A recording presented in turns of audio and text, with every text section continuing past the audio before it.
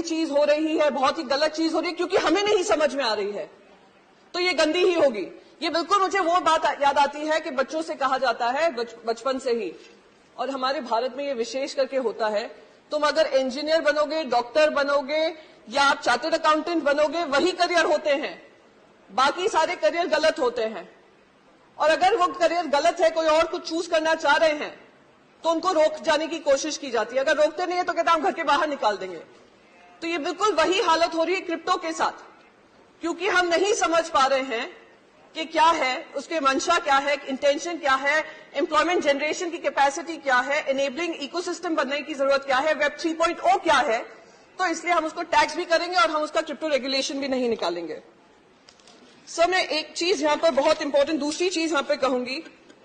میں نے آپ کو کمپیوٹر کا ادھارن دیا, ایسے ہی انٹرنیٹ جب آیا تھا دیش میں ہی کیا دنیا میں, ہر ڈسرپٹیو ٹیکنالوجی آپ کو بھی ڈسرپٹ کرے گی, پالیسیز کو ڈسرپٹ کرے گی, اور ہماری ذمہ داری بنتی ہے کہ ہم اس ٹیکنالوجی کے آگے بن کر ایک ریگولیٹری فریم ورک بنائیں اور اس سے ہم گھبرائیں نہیں.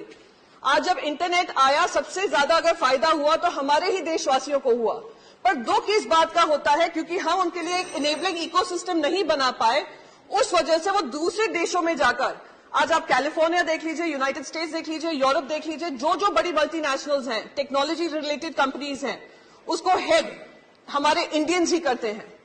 تو آج وہی ٹیلنٹ اگر ہمارے دیش میں ایسی کمپنیز بناتا تو کیا ہمارے دیش کو فائدہ نہیں ہوتا؟ سر, I will just conclude with just one last bit. Okay, sir, we are living in the world of Web 3.0. Either we choose to bite the bullet or we dodge the bullet. If we bite the bullet, we will be able to create an enabling ecosystem for our youth and empowering them and empowering the economy. If we choose to dodge the bullet, we can continue to feel great that Indians are doing well abroad. Thank you. And we can conclude, sir, just one last second, sir. We can continue to take pride in that reflected glory, but at the cost of empowering our own nation. So I would request the Finance Minister to think about it, and thank you so much.